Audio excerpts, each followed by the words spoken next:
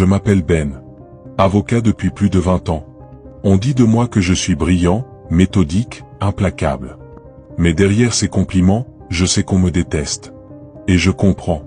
Parce que dans ma carrière, j'ai défendu des hommes corrompus, des violeurs, des pilleurs, des trafiquants. Mais peu importait, tant que mes honoraires étaient payés, je faisais mon travail.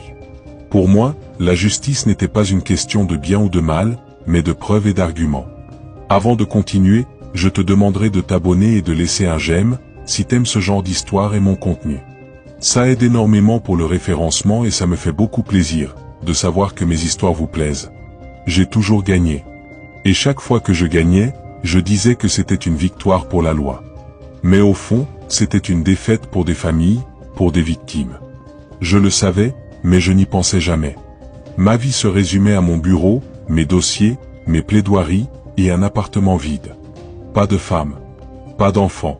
Rien que moi, et mes victoires. Ce jour-là, j'avais encore gagné. Un homme riche accusé de corruption et de détournement venait d'être acquitté grâce à moi. J'étais satisfait. Je sortais du tribunal, ma mallette à la main, quand j'ai croisé un enfant. Un garçon d'environ 11 ans, le regard vide. Il me fixait. Pas comme les autres. Pas avec admiration.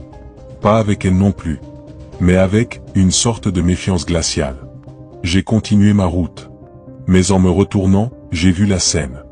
Le petit s'était avancé vers le pont juste à côté du tribunal. Et d'un geste désespéré, il a enjambé la rambarde. J'ai couru. Je ne sais même pas pourquoi. Peut-être par instinct. Je l'ai saisi par le bras et tiré de toutes mes forces. Nous sommes tombés tous les deux sur le trottoir. Essoufflés. Je l'ai regardé droit dans les yeux et j'ai crié. Pourquoi?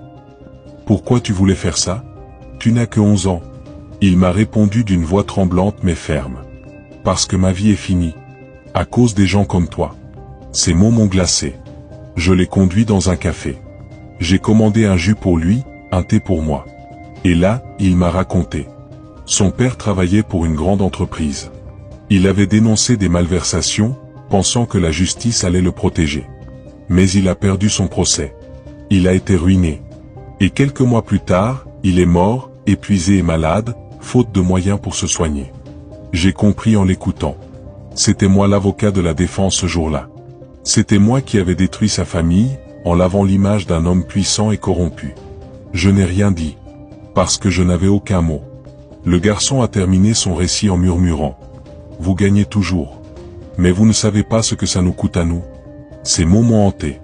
Pour la première fois de ma vie, je n'arrivais pas à fêter ma victoire.